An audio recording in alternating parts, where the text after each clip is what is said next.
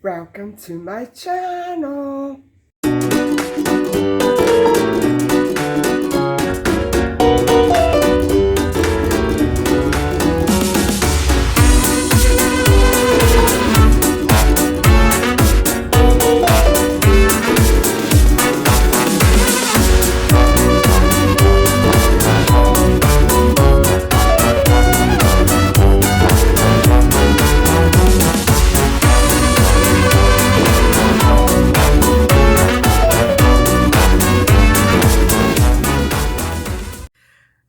Everybody, welcome back to my channel and to another episode of Endless Journeys.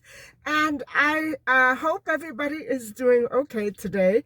It's a beautiful, beautiful day, and I wish it could be like this all year round. It's a beautiful, sunny, 22-degree day, and it's very comfortable. And I just don't understand why we can't have this weather all the time.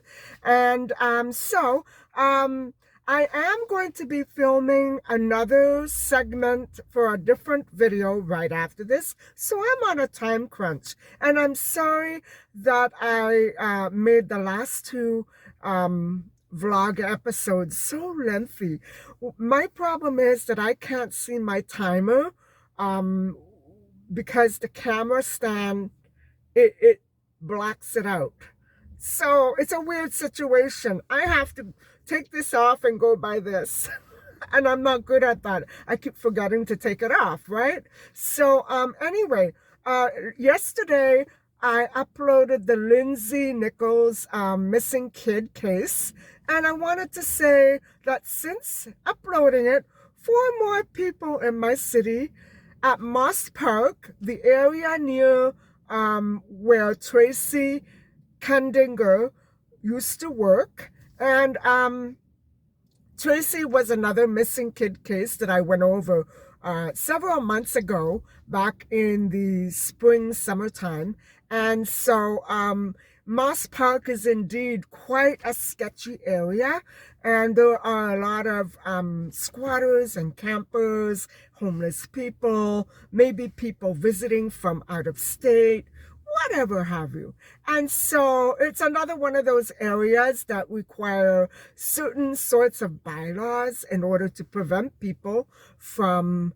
innocent people from being gunned down, you know. And so today is a sad day as well. And it is the anniversary of my dad's passing. He passed away in 1996 when I was in my 30s. And last week it was the anniversary of my parents' wedding date. And so next week will be my late mother's birthday. It's a sad month for me. And so that's why I try to keep very busy. And I still get depressed about not having my parents around, mostly because my mom and I were at odds when she took ill and passed away. And I regret that. I tried to do what I could do or felt I should do to remedy the situation, but I know that my mother was in a bad place with her health, and I'm trying to prevent going down that road myself. And so anyway, guys, I also wanted to say, hang on, there's a wasp around my car. I also wanted to say that as far as the political leaders in my city, I'm not saying that I take the stance of anybody in particular. I like my daily environments to be multicultural. I don't like them to be all of one cultural background. I like diversity. And so I don't want anybody out there to get the wrong impression about my personal feelings on the subject. I do think that racism and discrimination across the board, age, nationality, language, whatever have you, gender, everything, title, economic status, everything. It's gotta go. It's gotta go, right? And so we don't want any more suffering or gunning down because of how we are, how we live, how we were born, what language we speak, the color of our skin, right? We want that to stop. It's time to start focusing on things that really matter. And to me, those sorts of things don't matter. I don't know what it is. My parents never brought up the terms race or skin color, the terms that go with that. They never brought it up. They never brought it up. I grew up without that acknowledgement of difference among other people. I just never caught on. And that's how I entered university and high school. There were always very diverse environments. It never entered my mind to make those distinctions. What for? They don't matter. Not to me. Mind you, they should matter to the people themselves, but not to me. You know what I'm trying to say, right? So I just wanted everybody out there to understand where I'm coming from. And so, guys, today we are going to continue with the Titanic stories passengers, and we're going to focus on the second class cabins today, and they were mostly comprised of men of the cloth, religious men, and families. And so we're going to zero in on one particular the most fascinating family on board ship, especially of the second class, and they are otherwise known as the orphans of the Titanic ship.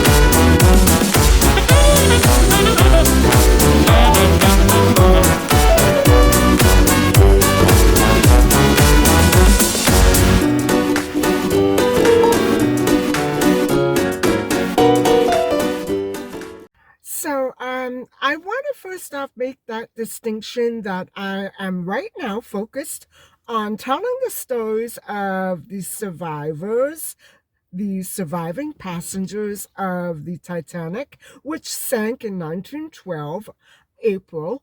And so I'm going to do just a little tiny brief overview of some of the passengers who were in the second class cabins of that maiden voyage in 1912. And so it is as we know from another story, the story of Eva Hart, children were indeed frequent passengers on White Star Line ships. And second class passengers were comprised of various groups, such as leisure tourists, academic persons, clergy members, and middle class English, Scottish, and American families.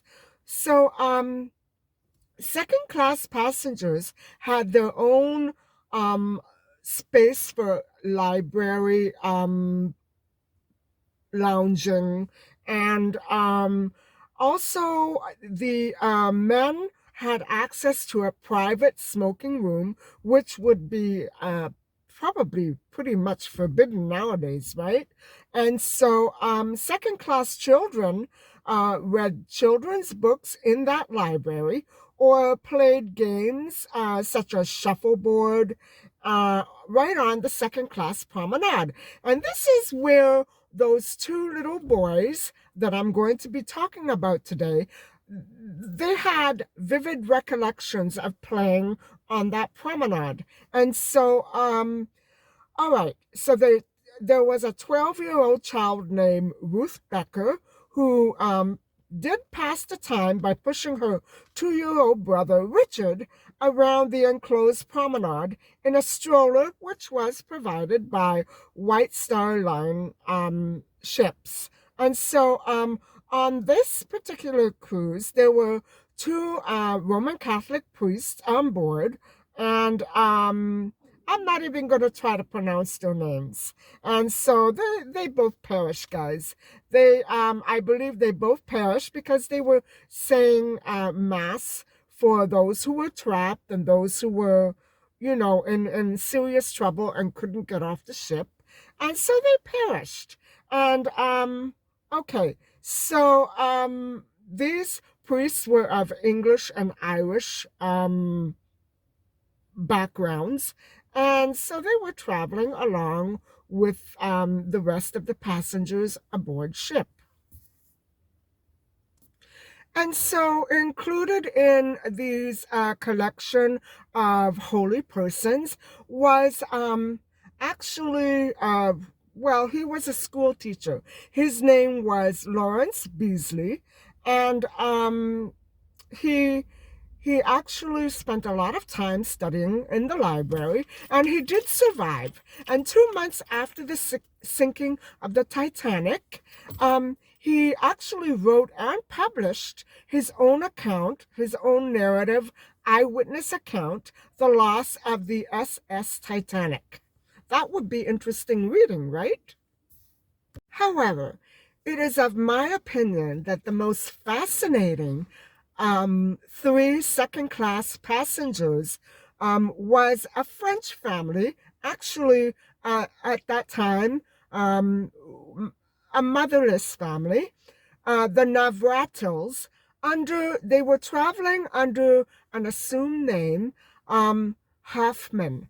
And so now, guys, who were these three passengers? Well, it was a dad and his two toddler sons. They were not twins, but they were 2 years apart. One was 2 and the other was 4.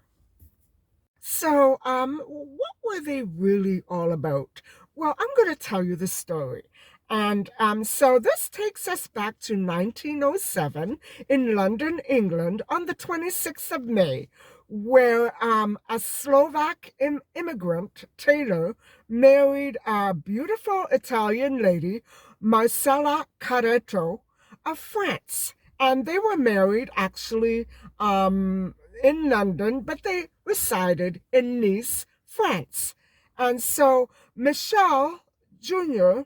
Now, all right, this gentleman, the tailor, was named Michel Navratil, and that will be Michel Sr.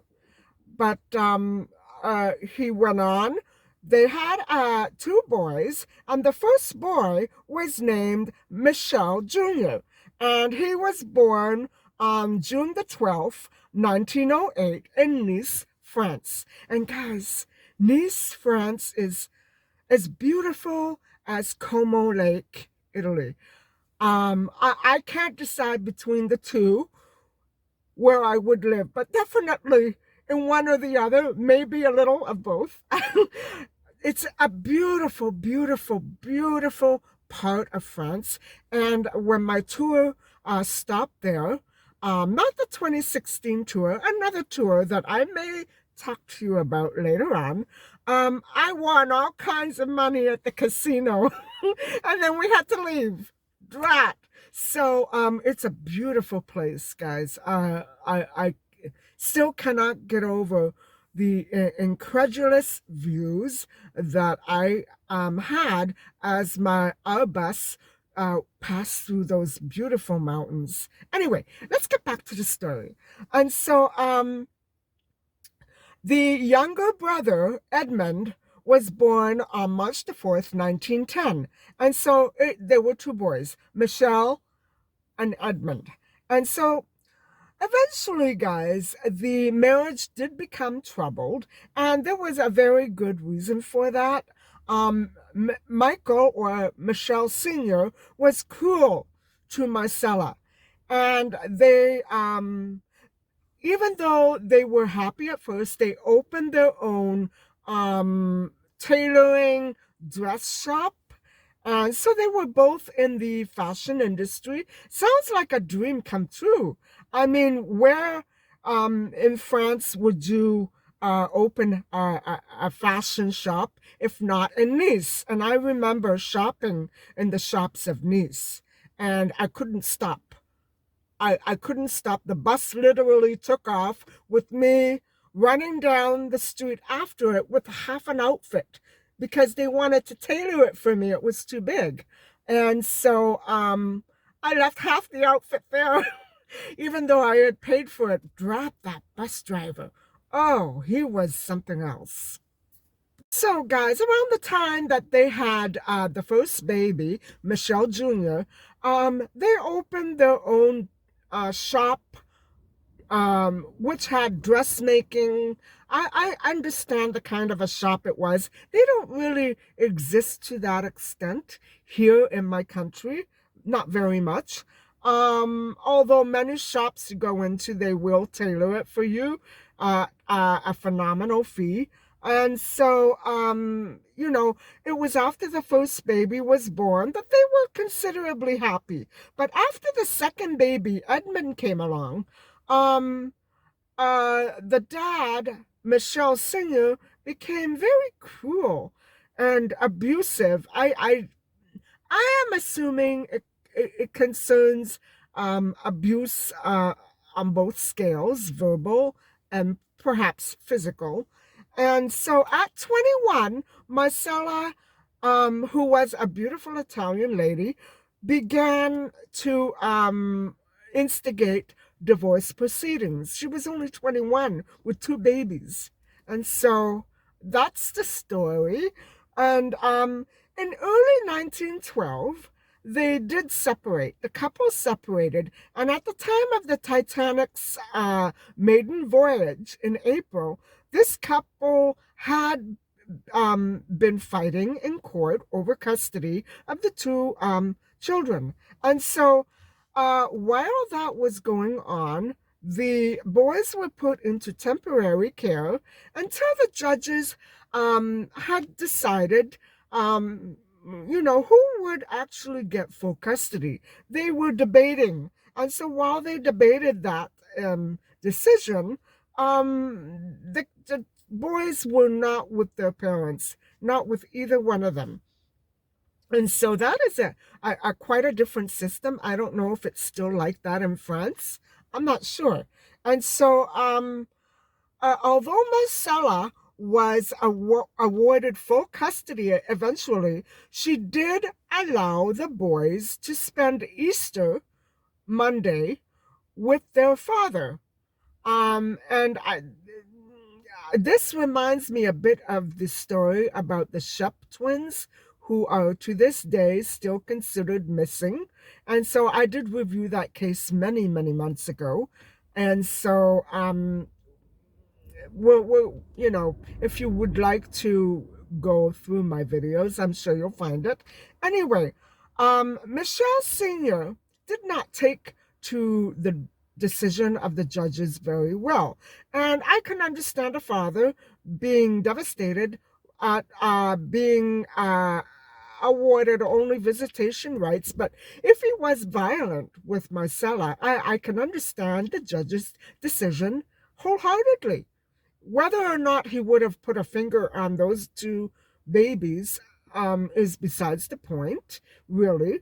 And so it it so happened that around Monday, um, he didn't return the boys. He did not return the boys to their mother at the end of the day of that Easter Monday. And so Michel Sr., about to be served also with a bankruptcy notice, emigrated quickly to USA, or at least he tried to, before that notice would have been served. And so he was trying to kill two birds with one stone, guys, and it didn't work out very well, as we're going to see. And so what he did, guys, is that he took the boys. It was very carefully planned to coincide with the holiday. And what a sneaky rascal. Anyway, after buying the White Star Line tickets in Monte Carlo, which is another gorgeous place, a place that I would love to go back to, the boys and their father traveled to Southampton, England, and of course, the rest is history. They boarded the RMS Titanic.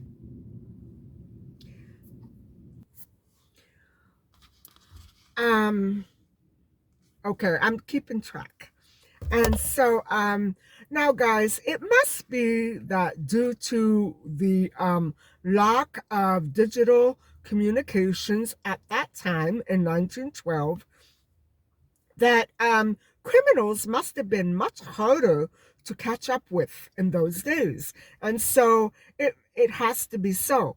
Since Michel Sr., the immigrant tailor, kidnapped his own two sons, Michel Jr. and Edmond, from his former wife, Marcella. And assuming the name of Charles Hoffman, he simply boarded the ship in Southampton with the intention of taking his children to the U.S. And voila, it was done. No problem. No police. No FBI. No RCMP. No nothing. It was just a done deal. So easy, right? And so criminal. So those were the three passengers who were taking up the occupation in the Class 2 cabin. And so Michel, Edmond, and Michel Sr. boarded the Titanic at Southampton, England in April of 1912, and they were indeed second-class passengers. For the journey, the dad did use a stolen passport. And so, guys, when I spoke earlier in another episode about all the negative energy surrounding this Titanic voyage, it is incredible to me that all of these dark things were going on, and yet the ship on the outside, on the surface, to many people, would have seemed like such an idyllic and happy and fabulous dream, a wonderful journey and voyage. But no, not so. These people had dark pasts. even though some of them were struggling against it and were innocent victims of things that were beyond their control, this man had very, very criminal intentions. And we can only say that it's very good that the outcome turned out as it did, which I will eventually get to. And so what he did, guys, was he took a stolen passport, probably of somebody who was still alive, right? And assumed the alias Louis M. Hoffman, and his sons were known as Louis and Lola, or John and Fred. We don't know. They had nicknames. And so aboard ship, he did tell passengers that he was a widower. And so that would have prevented people from speaking to the toddlers about their mother, right? They didn't want to upset the toddlers. This guy was crafty. And so, but he did allow, what happened, guys, was that he didn't let the boys out of his sight. Good. And so, but he did allow to one French-speaking woman by the name of Bertha Lehman to watch over them while he did play cards on board with pals. And so, what did the toddlers think about all this? What was going on in their mind? What happened? Were they crying for their mother? Were they asking questions? Well, by golly, no. No. They enjoyed the journey immensely. And I would imagine that they probably had never seen such a magnificent ship before. And can you imagine being a baby aboard a beautiful thing like that, a beautiful vessel like that? And so they perceived it to be an adventure. And indeed, for a while, it must have been for everybody. So when looking back on his past, an older gentleman, Michel Jr., remembers vividly this beautiful vessel, which he perceived to be a magnificent ship, and it looked so splendid to him. And so he also vividly remembers that they played on the forward deck and were thrilled to be there. They were looking at the hull and remarking how huge and magnificent it was. And Michel also vividly remembers having breakfast on board ship one morning with his father and brother Edmond. And his feeling was one of total and utter well-being. And I know that feeling because when you're traveling and you're enjoying yourself immensely, that is a feeling that completely washes over you, right? And so he even remembers that they were having eggs in the second class dining room. I wonder which one that was. And anyway, I have, on the first of this series that I started with the Titanic, I did flash by all those rooms. And so I'm sure that that second class restaurant is there.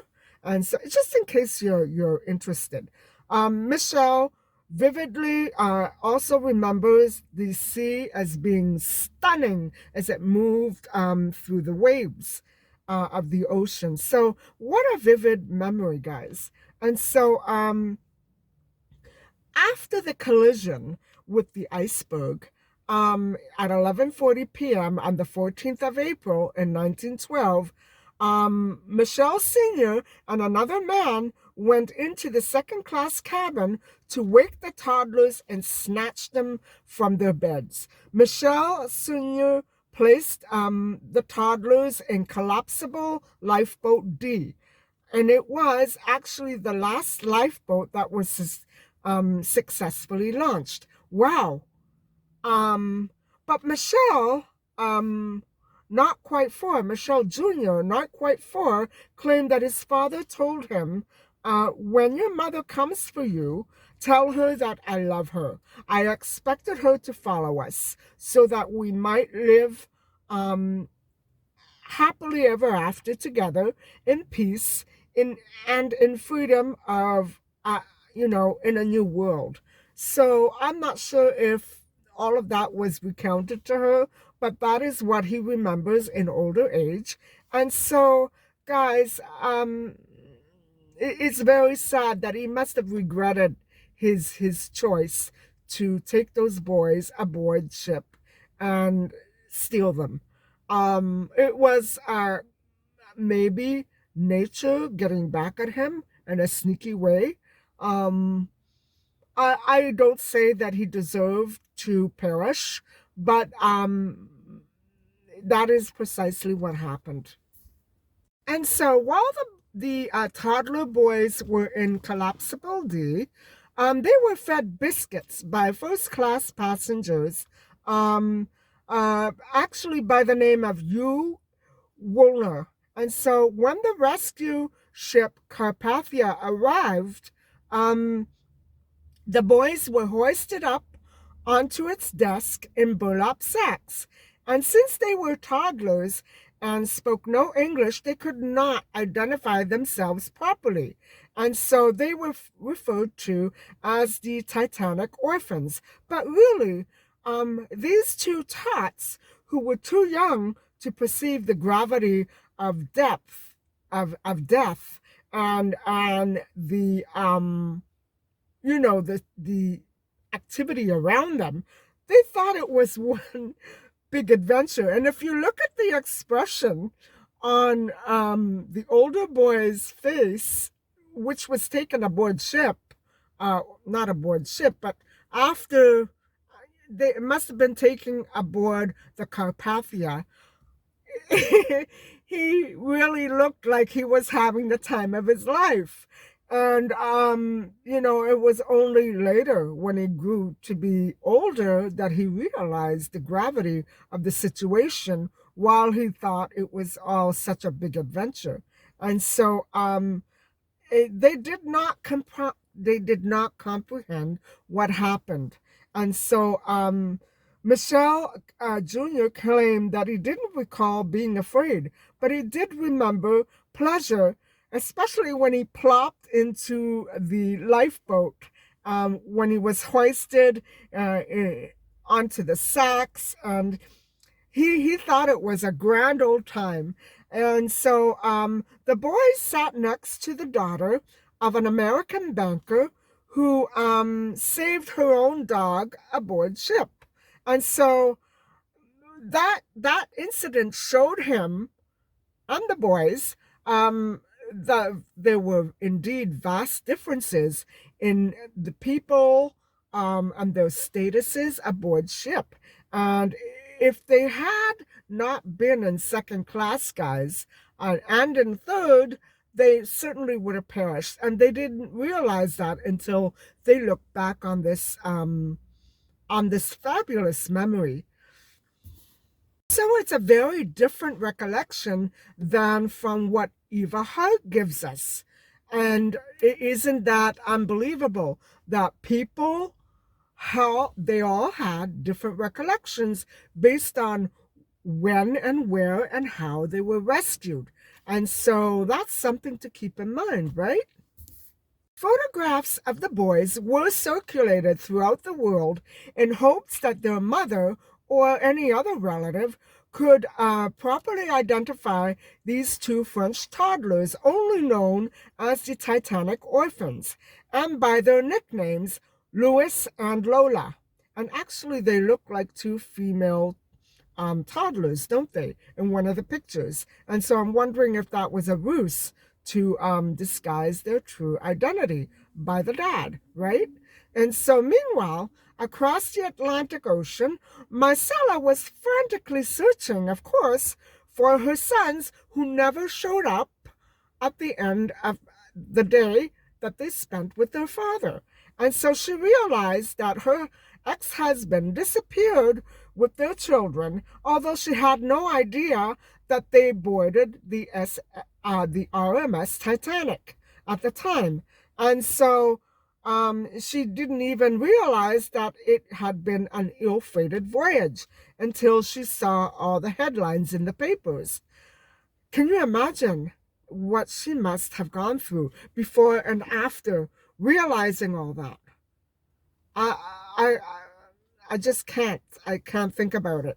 And so, as the newspaper stories made their way throughout Europe, Marcella spotted one article, and I'm certainly sure there were many more after that, but she saw the one containing a photograph of her two very sons, and did immediately confirm their identities. And hold on. She had to confirm their identities also with American authorities, because that is where the boys ended up, in New York, right? Eventually they did. And so after a long trip of her own crossing the Atlantic, can you imagine how scared she must have been and how frantic? Um, Marcella was finally, at last, reunited with her two beautiful little boys in New York City. And so, one French-speaking first-class passenger, Margaret Hayes, did care for the toddlers until Marcella could be located, which occurred as the result of all those articles that included their nicknames. So, Louis and Lola were their nicknames. Go and figure, right? And so I guess that is what they were coached to tell the authorities. They knew their nicknames. Their nicknames stayed the same before, before when they were living in France and throughout the journey, right? Those poor boys, they must have been so confused. And so she did sail to New York City from Nice, France, to claim them, and was finally reunited with them on May the 16th, 1912. So it took about a month. Wow. And so she took them back to France aboard the Oceanic ship. And so, which was another White Star Line ship. Um, when Michel Sr. perished and his body was recovered by rescue ship, the Mackay Bennett, in his pocket, guys, was a revolver. And so, because of his assumed Jewish name, he was buried in a cemetery in Halifax, which was a Jewish cemetery, Nova Scotia, Halifax. And so, these very early experiences affected both boys very deeply, especially Michel. Once he came to understand the gravity of what happened, and it affected the course of the rest of his life. And so throughout life, he did maintain that his brush with death at such a young age, along with his father's perishing, really, it really, uh, it really strongly influenced his thought processes. And so I guess he began to maybe live life at the fullest, try to realize all of his dreams. And so Michel attended college in France, and then married a fellow student, Charlotte Lebardi Blanc, in 1933. And they went on to have two daughters, Elizabeth and Michel. And so Michel Jr. earned a doctorate and became a professor of philosophy at University of Montpellier. Very impressive. And so in 1987, after Ballard discovered the remains of the Titanic at the bottom of the ocean, he traveled to Delaware for the 75th anniversary of the sinking.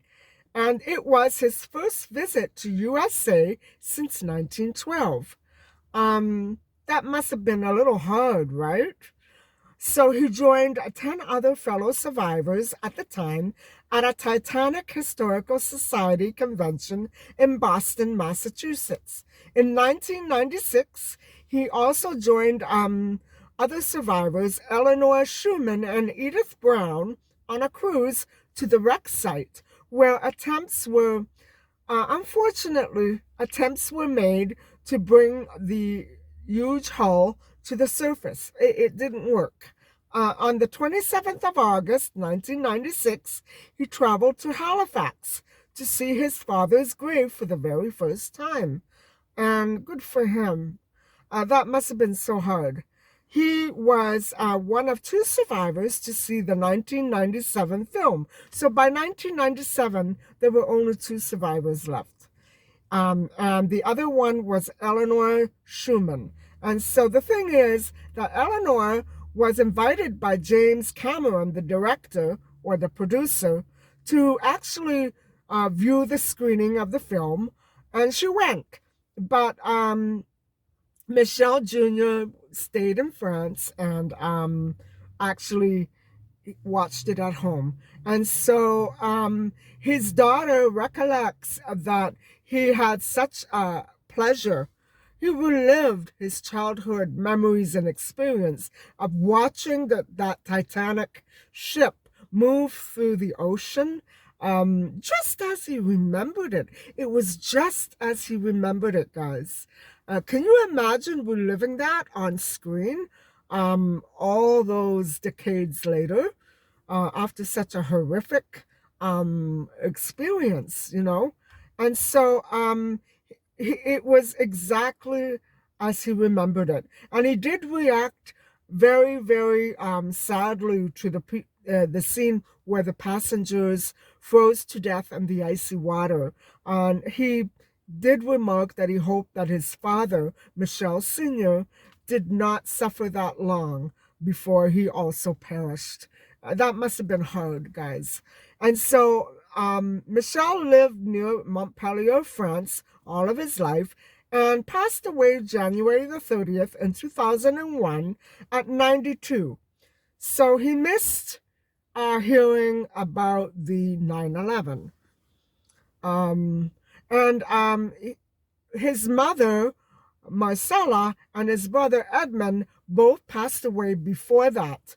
And his brother Edmond died quite earlier in 1953. He was a prisoner of war. And so I believe that he managed to survive that, but then later he passed away. And so